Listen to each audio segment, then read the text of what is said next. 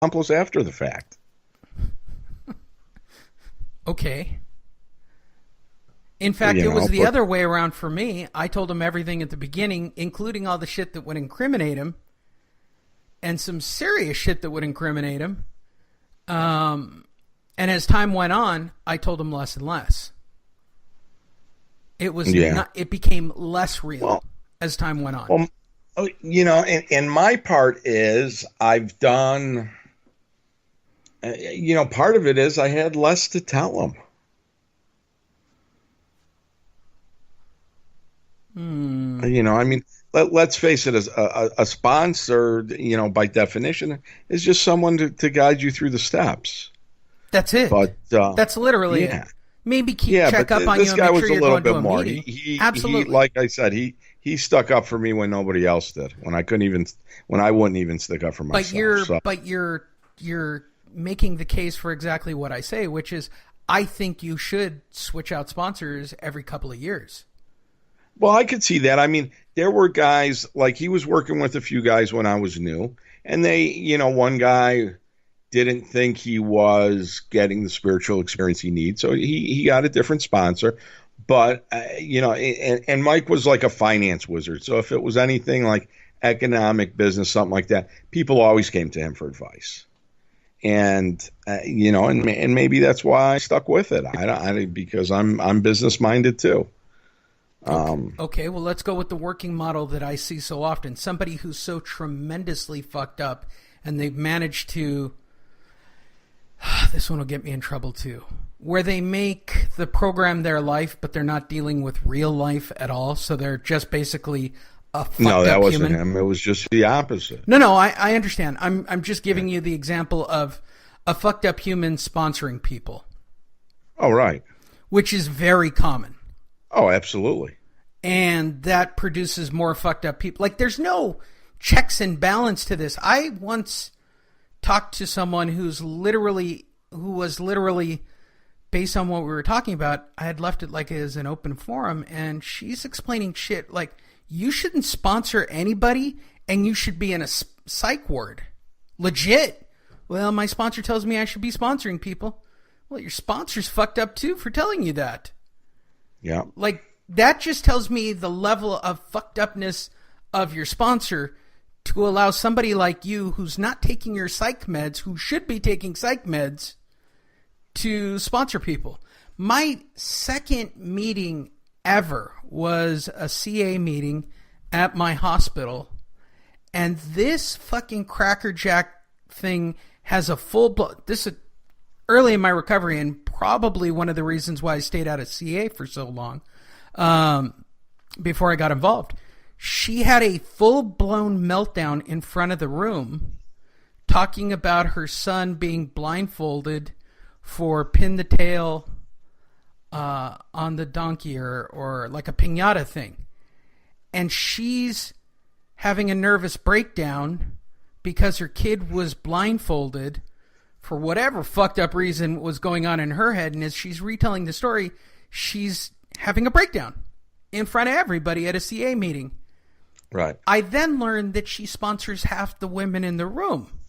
Right. Like, what the fuck is going on in this meeting? And I've come to the conclusion that people in CA are more fucked up than anywhere else. Like, they're like me. They're fast-brained people who did cocaine to slow them down long enough so that they could breathe. Right. Here is the way the program now really breaks down to me. Alcoholics are the hive mind of high thinkers who think that they're just a little bit better than all the drug users. And then there's the fucking high-brained, the legit smart people who were doing amphetamine products to slow their brains down so that they could exist in society. It just went a little too far most of the time because it is addictive. And then there's heroin users and people who like downers who just want to disconnect from society because whatever it is makes it hurt too much. And we're trying to put all three of these elements together at each of the meetings. So there's always this dominant personality that comes forward. Plus you throw in the factor of time. I mean, how anybody fucking stays sober is literally There's so many things wrong with AA that need to be revamped and brought up to speed. It's almost shocking that it really hasn't happened.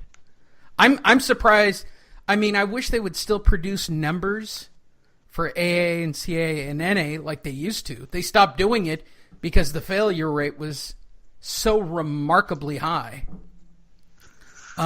Recently, I'll give you an example. Recently, a friend of mine, if I wasn't going to one of the Dodger playoff games, said my wife, who I knew when I was getting sober, she was someone I went to concerts with. I knew her, and I know her now husband back in those days, some 20, 30 years ago, whatever it is.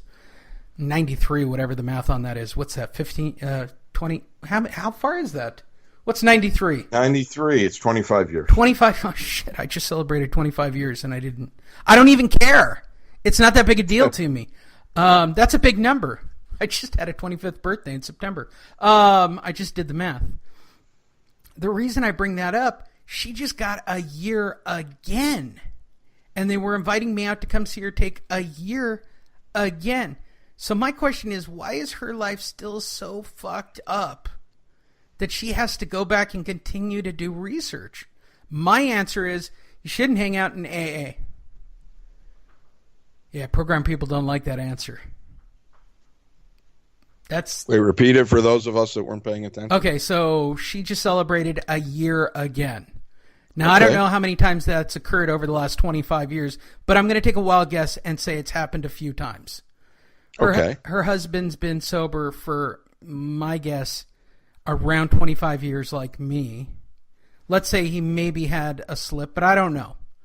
But again, to my point, why after 25 years you're still going to meetings and you're still doing serial relapsing? What is so broken that you can't fix it internally, that you continually do the same thing over? The definition of insanity. Well, I'm a firm believer that one day is a miracle, so I don't look at people differently that struggle like that. I mean, sometimes the pain's just too great. I mean, like my buddy that committed suicide. If I had a choice, if the pain was so great to commit suicide, I would probably pick up first. See, I'm different. If the pain that got so great, I would probably pick up and give that misery a chance, and then wind up, taking the big geographic. But and who knows? Maybe he did. I don't know.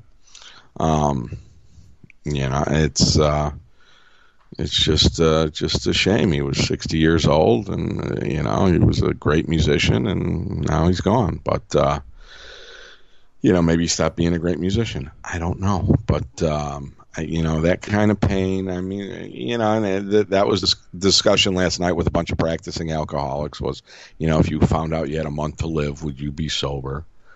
And I'm like, well, I don't know. I might want to spend it with my friends and family sober, and I might want to spend it in Bogota, Colombia, and ODing in 2 weeks, cheating God out of taking me. I don't know. Oh, I'll give you a better one. Okay, what if I won the $900 million? I'd go to Vegas, and I would use.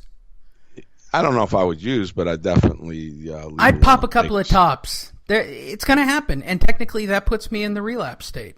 I mean. Right. Success puts you in the relapse state? Well, if I won $900 million, that's a little different. If you had hit $900 million, how dramatically different would your life be? See, I would go against tradition, open up a chain of AA clubs. Oh, okay. I'd call it the Iron Bar. I'd open a bunch of pot lounges. It's all relative. Yeah. Well, we could probably share the shopping center. And I'd also have a Whips and Chains place down, and definitely a Vietnamese nail place. Oh no! Look, you'd reopen the brothel up in. That'd be it's closed. He's the one on the license, so it closed down right behind him. Mm-hmm. And I'm assuming that the right amount of money would get you to have that license and get that thing back open. Absolutely. Because that's all it's got to be about at that point. But I digress. This episode is about sponsors and not drinking and using no matter what. No matter what. No matter what. Blah, blah, blah, blah, blah. And we talk about, faced with suicidal tendencies or fatal diseases. I've had many people take their lives over the years. Many that I had relationships with. Once every 3 months here. Yeah. People I know. And to quote one of my sponsors, if I got to step over the dead bodies to get to my meeting, I'm going to do it. Right. Absolutely. Because that's ultimately what it comes down to. Yeah. I mean, the good news is I want to live today, so I'm going to keep on living. Well, okay, I'm a little more unique than you. I have, a social disconnect. Of course you are. Of course you are. Because I'm terminally unique. But I also have an emotional disconnect from most things, right? That's a very real thing in my life. To be not being able to connect with most people on any level is hard for me. Like it's... what's the line from the first Equalizer movie? What do you see when you look at me? You're like a piece of lint or a bottle cap. Yeah, that's kind of the way I feel about people in the program. I mean, at this point, maybe I'm jaded about the topic, but so many have come and gone that at this point, when I see a person in a seat saying the same old bullshit, you're like a bottle cap. I mean, you're literally... I realize you're a human being and you're crying and you need help, but you're so not unique at a meeting. So not unique. And you just ultimately have to make a decision to not drink or use no matter what. Period. And I'm not giving anybody shit like they need to have some kind of miraculous willpower to get sober. I think you have to make a conscious effort to go, yeah, I'm going to do this. Are you at the point where drugs and alcohol dictate the way you live your life? No. Right. And how many people at a meeting on any given night, how many of those people at the meeting are consciously having their life dictated by drugs and alcohol? Well, if they live in sober living. It's even not in sober living. Everybody how about everybody in their first year? Maybe 2 years. Maybe even 5 years. Well, I don't know. I don't know about that because then I'll be terminally unique too. Well, yeah, you are terminally unique. No, I'm not. Wait, I'm going to be honest about it. Everyone and everything, everybody is a fucking snowflake. That's the problem with the program. Here are the confines. You are not a snowflake. You're just another drinking schlep. Just another addict alcoholic with a problem. Right. No, you're unique. And your situation is unique to me. Like, I can't grasp the level of... I mean, if anybody's listened to this podcast for a period of time, my disconnect from the program is based on my disconnect from human beings. That's terminally unique to me. To you, you have anger issues. That's terminally unique to you. I don't know about anger issues. I don't know what else it could be. I mean, I tried to put my finger on it. I like violence. I get a certain effect out of violence. Okay. That's but unique. Part of that could be I've been looking for an ass kicking my whole life and just haven't gotten it. Well, if that's the case, I will be more than happy to choke you out to show you what it's like. Yeah, I'll give you a choke. I seen that video. I mean, I got more than enough. You forget I cheat. I got more than enough. I have in the bullets tank. and tasers and other stuff than just my body. All right, so here's my last topic. I could throw a hot, steaming slice of pizza at your face and burn your eyeballs out. Probably. So I'm thinking of competing and then again. eat it while you're crying on the ground. So I'm wondering, I need you to qualify this because you're as close to program as it gets. Are Right. steroids a relapse? No. Okay, if I went to a meeting, are steroids a relapse? Probably yes. You think See, so? there you got me. I am different. If a doctor prescribes it, I'm all for it. If you break 2 vertebrae in your back and you're on Oxycontins and you're going to an AA meeting, you're sober. Yeah, you are by their definition. You are. You know, but You know, if a doctor gives you a card to go smoke weed for anxiety, to me, that's sober. Right. I don't do it. I don't take that. And you know, that's the most hypocritical thing in my program